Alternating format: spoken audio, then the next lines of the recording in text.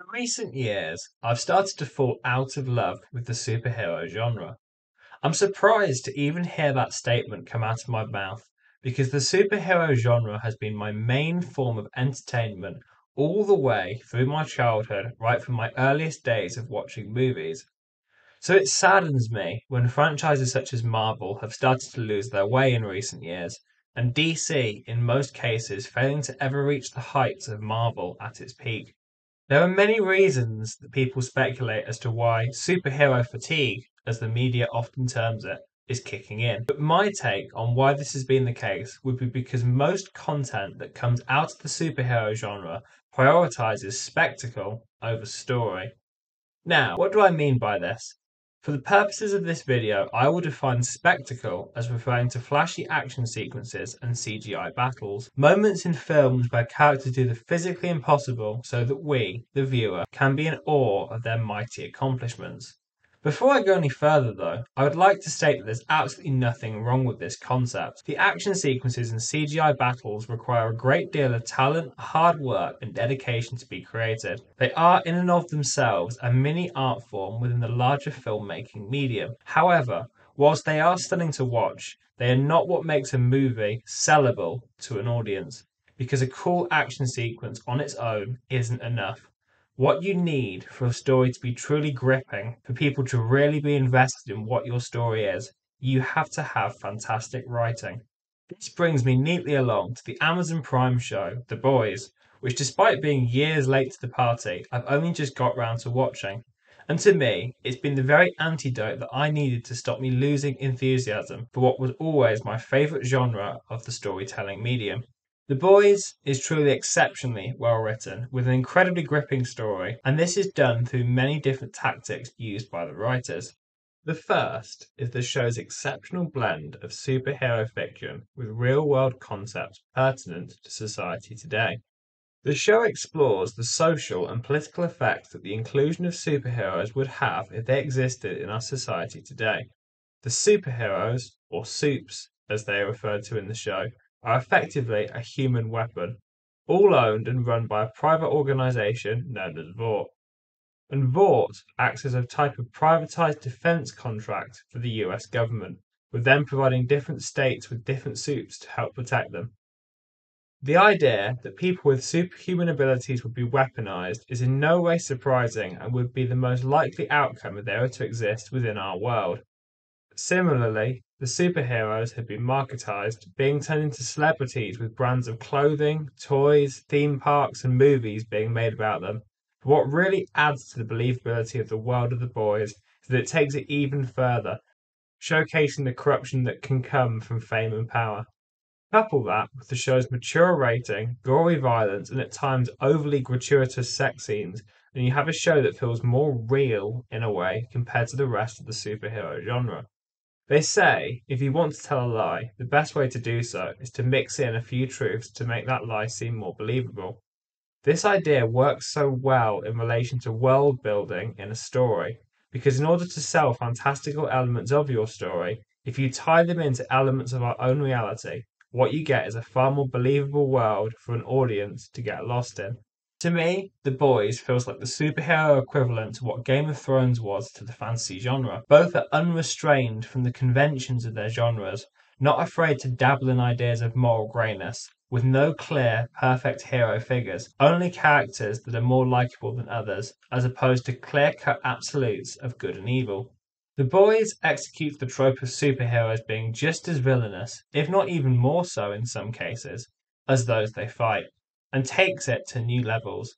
Most stories set within the superhero genre that have their team of heroes turn evil usually give them an excuse to be evil, whether this be mind control or to have the story take place in an alternate reality, because especially if you're Marvel or DC, their characters have names to maintain, and the legacies of those characters can't be tarnished so flippantly. This is why comics such as DC's Injustice are set outside the main canon timeline. But The Boys cleverly weaves these concepts together, because it creates original characters that don't come with the restrictions attached about the type of stories you can tell with them. It's clear Homelander is their version of Superman, but because he isn't technically Superman, they can tell whatever story they want to with a Superman like character.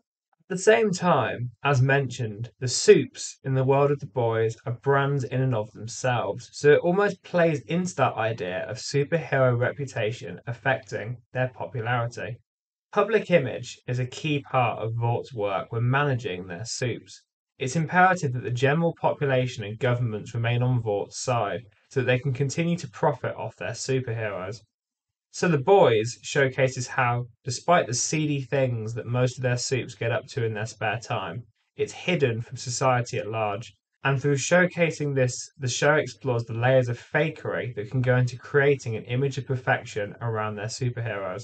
As humans, we always strive for perfection, and the media creates images of perfection. But in reality, nothing is ever truly perfect. Don't get me wrong, life could be beautiful and amazing in so many different ways, but nothing is truly perfect. And The Boys showcases the reality of Suits being perfect, being a facade, then explores what goes on behind that facade in order for that image to be maintained. And I think that's definitely an element as to why The Boys is such an enjoyable watch, because the world building is so stellar and detailed that it feels real. The second element that adds to The Boys' compelling writing and believability is its compelling characters. Characters are the key to creating a bond between an audience and a story. No matter how profound your cinematography is, no matter how well choreographed your stunts are, even if you have a plot with lots of unpredictable twists and turns, without relatable and lovable characters that the audience can empathize with, the popularity of your story will suffer. Returning back to Marvel very quickly, I always say that the reason phases 4 and 5 have started to drop off in terms of popularity and viewership is because of a lack of relatable and compelling characters. This is why Spider Man No Way Home did so much better at the box office than the rest of phase 4 and 5 so far, because Spider Man is perhaps the most relatable and beloved character that Marvel has. And prior to Endgame, I would say that for the majority of fans, the popularity of Iron Man especially was ultimately the glue that held the MCU together for the first three phases. Tony Stark was such a flawed character, and in those flaws, people found relatability, and as a result, audiences grew fond of that character and the journey he went on throughout the movies he was in. And speaking of Iron Man, if you're interested to learn more about my take on Iron Man as a character, check the link at the end of this video. Thanks.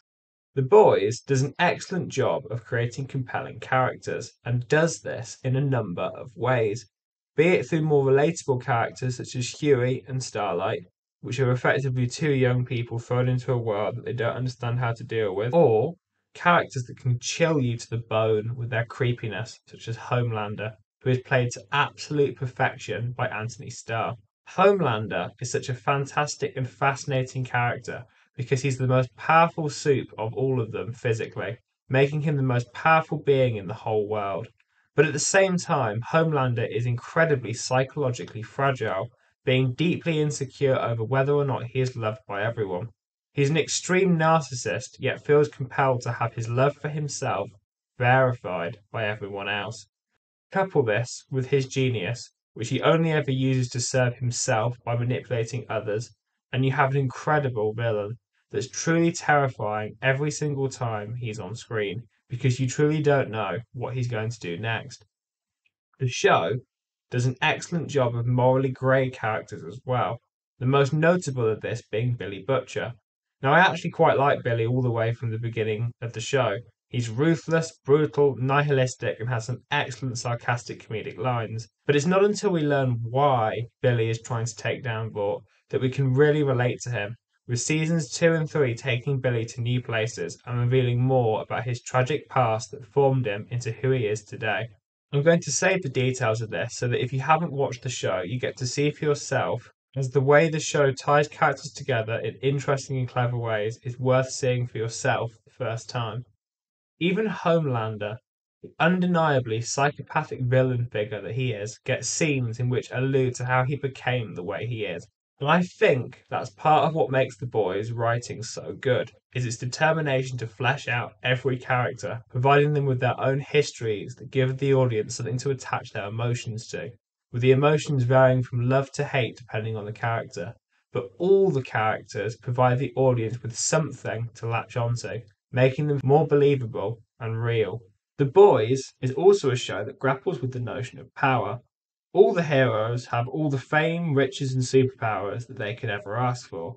They have everything. So the only power that they can fight over now is attention and control over others. Power is such a great notion to explore in a superhero show. Every superhero's most iconic asset is their superpowers, whether it be the ability to fly, to be super strong, to run incredibly fast, whatever it may be. But the boys suggest that the powers that the heroes have aren't really what makes an individual powerful. One of the most powerful figures in the show is Stan Edgar, the CEO of Vought, and yet all he is a man, a regular human man, but he's the one who pulls the strings at Vought. Stan Edgar is perfectly casted too, with Giancarlo Esposito really having made a career out of playing the most powerful men in every room. Sorry to bring up Game of Thrones again, but he is the Tywin Lannister figure of the boys, commanding respect from everyone, no matter how powerful they are. Dan Edgar's dynamic with Homelander, in the second season especially, also acts as a clever twist on the classic Superman and Lex Luthor dynamic. In Superman stories, Lex is such a compelling villain due to his ability to outsmart the most powerful man in the world using his wits. The dynamic between Edgar and Homelander is the same, only this time it's as if Superman were LexCorp property. Edgar makes an ally of potential enemies and has them under his control through his position at Vought. And some of my favourite scenes in the show are between Edgar and Homelander because there's a real tension there. Homelander, in theory, could just laser eyes Edgar and fly away, but he won't. He stays within Edgar's net, for the first two seasons at least, because Stan Edgar holds control because he's the smartest man in the room, understanding what Homelander needs and then fulfilling Homelander's one need of feeling loved by everyone. Edgar holds power because he understands how to keep his supes on a leash, despite their supes being overwhelmingly physically superior to Edgar, and that dynamic is incredibly compelling to watch on screen. Whilst The Boys certainly has some impressive visuals and set pieces, those who created it clearly understand that those alone don't create a compelling narrative. But great writing does, and The Boys really excels in this area.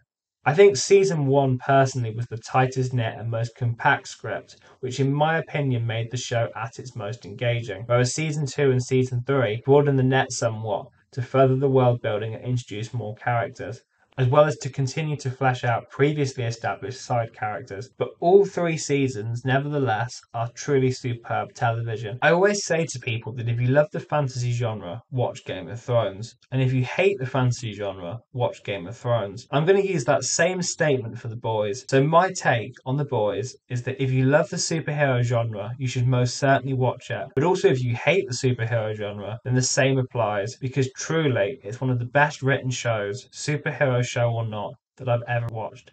Thank you very much for your time.